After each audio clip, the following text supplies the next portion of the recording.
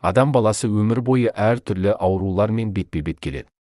Солардың ішінде ең жиі кездесетін және көпшілікті мазалайтын аурулардың бірі буын ауруы. Буын ауруы тек қариялардың дерті емес. Бұл дерт жасталғамайды. Егде жастағы адамдарда да, орта жастағыларда да, тіпті балаларда да кездесуі мүмкін. Буындар адамның қозғалысын қамтамасыз ететін маңызды құрылымдар. Олар сүйектерді бір-бірімен байланыстырып, қозғалыс кезінде икемділікті қамтамасыз етеді. Алайда, әр түрлі себептерге байланысты буындарда ауырсыну, ісіну, қозғалыс шектеулігі сияқты мәселелер туындауы мүмкін. Буын ауруларының себептері әр түрлі: жарақаттар, қабыну процестері, тұқым қуалайтын факторлар, артық салмақ, дұрыс тамақтанбау, физикалық белсенділіктің жетіспеушілігі және т.б. Сондықтан буын ауруларын емдеу үшін кешенді тәсіл қажет. Буын ауруларының түрлері мен белгілері.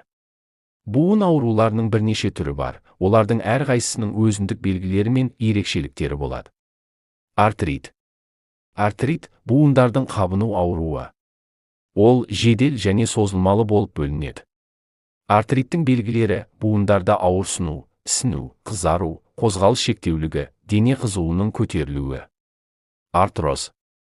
Артроз буын шеміршегінің тозуы нәтижесінде пайда болатын ауру. Ол көбінесе егде жастағы адамдарда кездеседі. Артроздың белгілері: буындарда ауырсыну, қозғалыс кезінде сықырлау, қозғалыс шектеулігі, буындардың деформациясы. Подагра. Подагра – зат алмасу бұзылыстары нәтижесінде буындарда несеп қышқылының тұздарының жиналуы. Ол көбінесе аяқ басының бас бармағында байқалады. Подаграның белгілері: кенеттен пайда болатын қатты ауырсыну, ісіну, қызару, дене қызуының көтерілуі. Бурсит.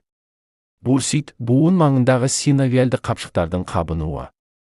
Ол жарақаттар, инфекциялар немесе тұрақты механикалық әсерлер нәтижесінде пайда болуы мүмкін. Бурситтің белгілері: буын маңындағы ісіну, ауырсыну, қызару, қозғалыс шектеулігі.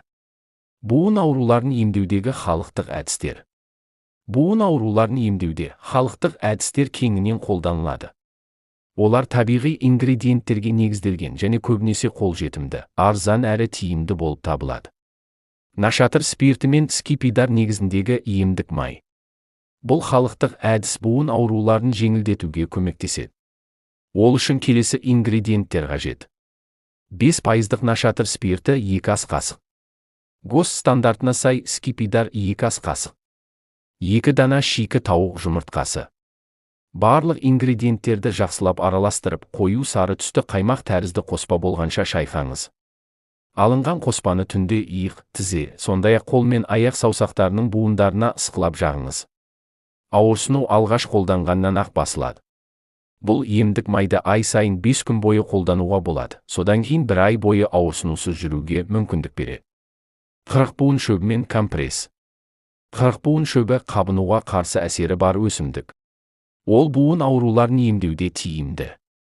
Қырықбуын шөбін қайнатып, дәкеге салып, ауырған буынға компресс ретінде қолдануға болады. Қыша мен бал қосылған май. Қыша мен балдың қабынуға қарсы және жылытқыш әсері бар.